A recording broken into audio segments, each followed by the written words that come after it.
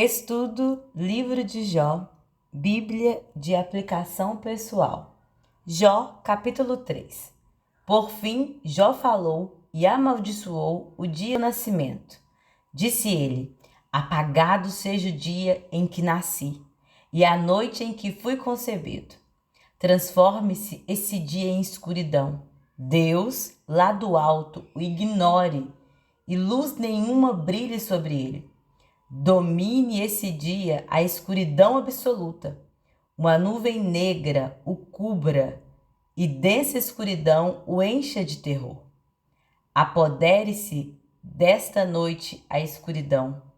Nunca mais seja contada entre os dias do ano. Nunca mais seja incluída entre os meses. Sim, estéril seja esta noite, desprovida de toda alegria. Amaldiçoe esse dia os que vivem a amaldiçoar, aqueles que podem despertar o Leviatã. A reação de Jó a este segundo teste, aflição física, contrasta em muito com a sua atitude após o primeiro teste. Ainda assim, Jó não amaldiçoou a Deus, mas amaldiçoou o dia de seu nascimento. Ele achava melhor nunca ter nascido que ser abandonado por Deus.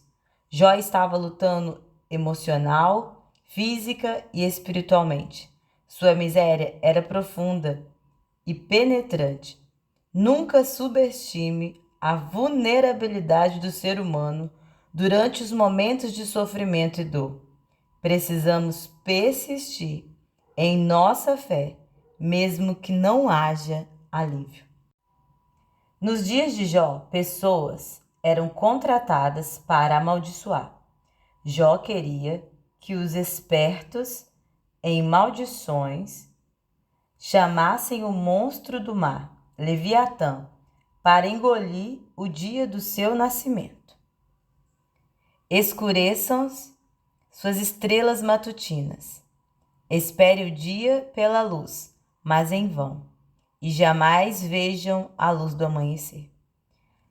Amaldiçoado seja esse dia, por não fechar o ventre de minha mãe, por permitir que eu nascesse, para presenciar todo este sofrimento. Por que eu não nasci morto? Por que não morri ao sair do ventre? Jó estava vivenciando extrema dor física, bem como pesar pela perda de sua família e de suas posses. Ele não pode ser culpado por desejar estar morto. A dor de Jó o colocara na encruzilhada de sua fé, destruindo muitas concepções erradas sobre Deus. Ele enriquece as pessoas sempre, as livra, protege dos problemas e das dores aquele que o ama. Jó foi levado de volta às bases de sua fé em Deus. Ele possuía apenas duas opções. Número 1, poderia amaldiçoar a Deus e desistir. Ou 2, poderia confiar em Deus e obter forças através dele para prosseguir. Por que me deitaram no colo de minha mãe? Por que ela me amamentou no seio? Se eu tivesse morrido ao nascer, agora estaria em paz. Sim, dormiria e repousaria. Descansaria com os reis da terra e seus conselheiros, cujos edifícios agora estão em ruínas. Descansaria com os príncipes ricos em ouro, cujos palácios eram cheios de prata. Por que não me sepultaram como uma criança que nasceu morta, como um bebê que nunca viu a luz? Pois, na morte, os perversos já não causam problema, e os cansados repousam. Até mesmo os cativos encontram sossego nela, onde não há capatazes para ameaçá-los. Os ricos e os pobres estão ali, e os escravos se vê livre de seu senhor. Por que conceder luz aos miseráveis e vida aos amargurados? Anseiam pela morte e ela não vem. Cavam à procura dela, mas que de tesouros ocultos. Enche-se de alegria quando enfim morrem e exultam quando chegam ao túmulo. Por que conceder luz aos que não têm futuro? Ao que Deus cercou de todos os lados? De tanto gemer, não consigo comer. Meus gritos de dor se derramam como água. O que sempre temi veio sobre mim. O que tanto receava me aconteceu. Não tenho paz, nem sossego, não tenho descanso, só aflição.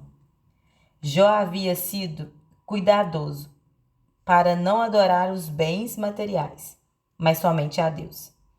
Ele foi oprimido pelas calamidades que zombavam de sua prudência e reclamou das lutas que lhe sobrevieram a despeito de sua fidelidade. Todos os princípios pelos quais ele vivera estava desabando e Jó começou a perder a perspectiva. As lutas e as amarguras, quer temporárias ou duradouras, não destrói o verdadeiro propósito da vida.